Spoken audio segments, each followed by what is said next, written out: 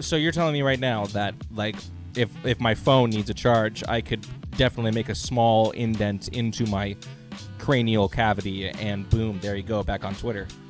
Yeah, you can charge one iPhone Plus with about 99 years of human life. That's amazing. Now I know what I'm worth. Now I know why Steve Jobs started iPhone. That makes sense to me. Wow, that's incredible. Yeah. Well, you know, when the zombie apocalypse comes, at least I'll have a full phone. Yeah. Kalimba time. What rhymes with Kalimba? Nunya.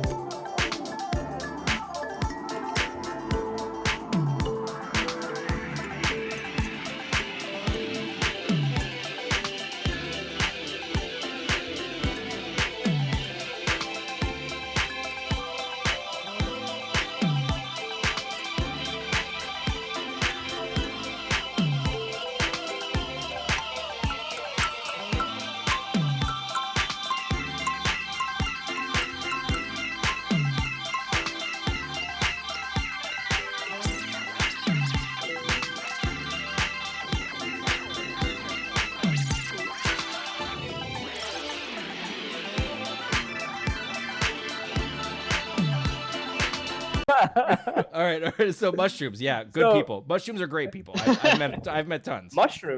Mushrooms are the best of people, because these mushrooms not only share between each other, between each little node, but it apparently turns out that through these mushroom networks, mushrooms and the trees that are surrounding them are sharing nutrients with each other.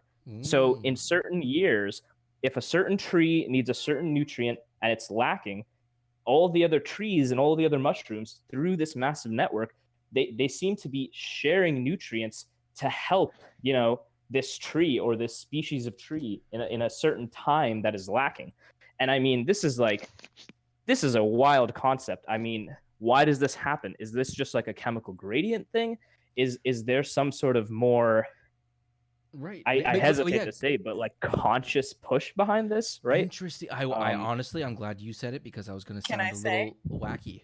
Yeah, Allie, please. So I've got to follow up too. It's really interesting because it's really interesting that you bring this up, because that's the basis of so much of Kropotkin's work. Is literally, so like a lot of people, he was a contemporary of Darwin, and he was essentially like the anti-Darwin, where instead of competition and survival of the fittest, he believed that collaboration and cooperation was the like sort of cornerstone of the natural world. And so these are the examples that he was giving, and he was noticing all the way back then to basically refute what Darwin was saying, to say instead of competing for resources, there is another way that many other ecosystems demonstrate for us day in and day out that we don't necessarily pay attention to in the same way. Like, you know, many people talk about, like my sister is an ecologist, and, you know, obviously like the fungal world, like the world of fungi is always overlooked. There is fungus among us. There is fungus among us. It's deeply boring, but it's also literally like the most important of all the ecosystems, arguably. I completely agree with you. That is actually Reese's Puffs. Reese's Puffs. Reese's oh my Reese's holy shit! You know, it went that way.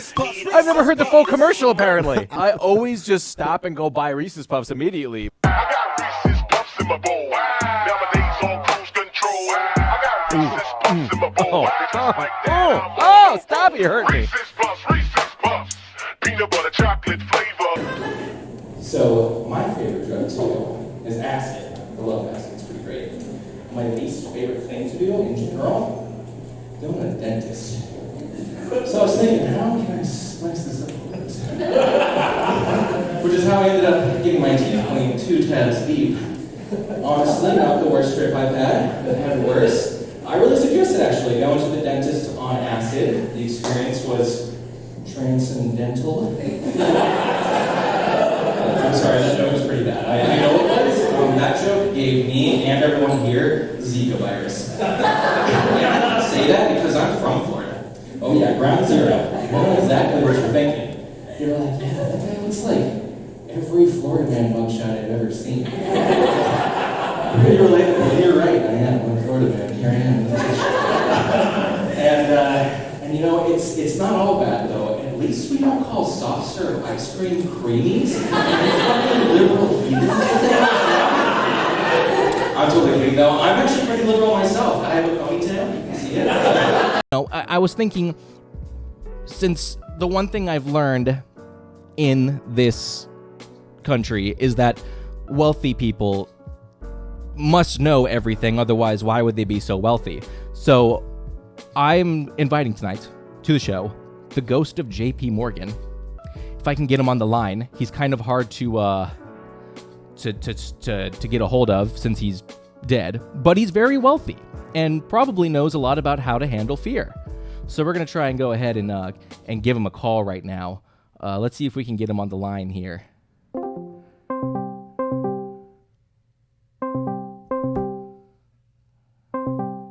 He's probably just gathering his scrying material. Hello. Ghost of JP Morgan. Yeah. Hello. Hi, hello. Okay, glad we got a hold of you. How are you able to contact us from past the grave? Oh, well, actually, I'm here with my good buddy Thomas Edison. He let me borrow this new invention, the electrogrammoteletron. Oh, you're with Thomas Edison. Well, that answers my first question. You're in hell. So the next question, can you take it with you? Well, it depends on what you mean by it. They do let you bring one carry-on bag, but it cannot exceed 50 pounds. That makes sense. I mean, you got to think about something. Exactly. Well, I mean, since you're so famous, you might not know this, but right now we in the living world are going through an international crisis. It's a pandemic. You might be familiar with them. They happen once a week in your time. Right. So what do you have any guidance for anyone facing overwhelming situations or fear? Oh, yeah. Of course. Pandemic, scary thing. Makes you think about what's really important. And when I would feel overwhelmed, I would do what any man. Simply corner a market, build a monopoly, crush your competition, and get rich off exploiting the poor and working class. Very simple solution. That's some great advice for us in these times, JP Morgan. Ghost of JP Morgan, I should say. Last question. Can I borrow $20? Absolutely not. I thought so. Well, next week we're going to have Jeff Bezos on the air to tell us some money-saving tips. Thank you, JP Morgan. Of course. Good luck.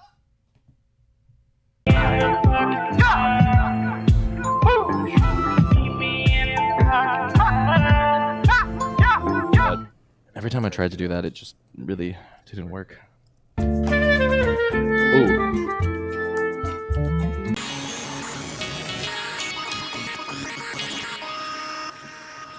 I think that sounded pretty good. I think it sounded pretty dang good. We make electronic music for libertarians. It's called Libertarian Core. My synth's actually crypto mining right now. Van, I don't know what the fuck you're talking about. Van, did you know I'm selling some NFTs? Did you know that? Yeah, seriously, I'm selling some NFTs. Nice fucking toes. That's right, I've got feet pics. Feet pics. Feet pics. Feet pics.